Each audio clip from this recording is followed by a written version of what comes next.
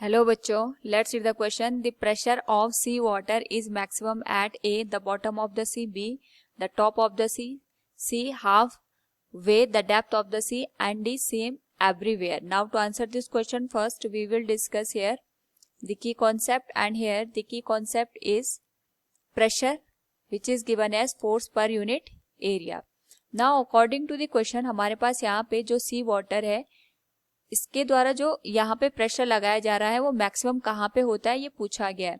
तो सबसे पहले अगर हम यहाँ पे प्रेशर और डेप्थ के बीच का रिलेशन एस्टैब्लिश करें तो हम लिख सकते हैं pressure equals force per unit area. Now यहाँ पे अगर हम प्रेशर और डेप्थ के बीच का रिलेशन एस्टैब्लिश करना चाहते हैं तो उसके लिए हम एक कंटेनर लेते हैं. इस कंटेनर में हम लिक्विड को फिल करते हैं. इसकी जो डेंसिटी है वो रो के बराबर है. यहाँ पे हम कोई पॉइंट कंसिडर करते हैं. सपोज हमने यहाँ पे कोई पॉइंट कंसिडर किया P, जिसकी सरफेस से जो डेप्थ है ये H के बराबर है.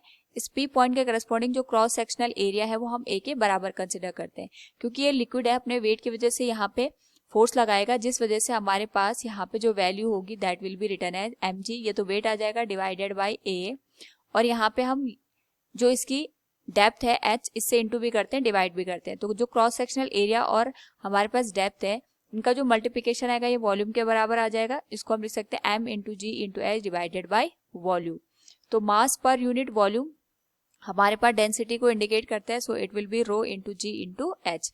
यहाँ से हम देखें तो हमारे पास जो लिक्विड होता है उसकी डेंसिटी कांस्टेंट होती है, एसिलेशन ड्यू टू ग्रेविटी भी कांस्टेंट होता है. तो जो प्रेशर है वो केवल डिपेंड करेगा डेप्थ के ऊपर.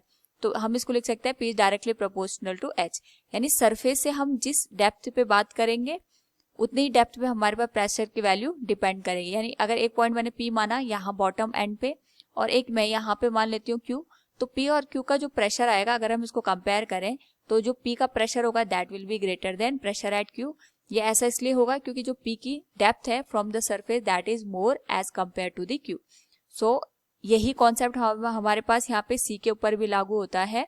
अगर हम सी वाटर की बात करें तो जैसे जैसे हम यहाँ पे डेप्थ में जाते हैं हमारे पास जो सी वाटर है वो ज्यादा प्रेशर एक्सर्ट करता है on the surface of the object. और इसीलिए हमारे पास यहाँ पे अगर हम कंपैरिजन करेंगे सी वाटर के सरफेस और बॉटम एंड का, तो जो बॉटम एंड का प्रेशर होगा वो सबसे ज्यादा होगा. So we can say the pressure of sea water is maximum at bottom of the sea. Option A will be the right answer. Hope all you understood it. Thank you and best of luck.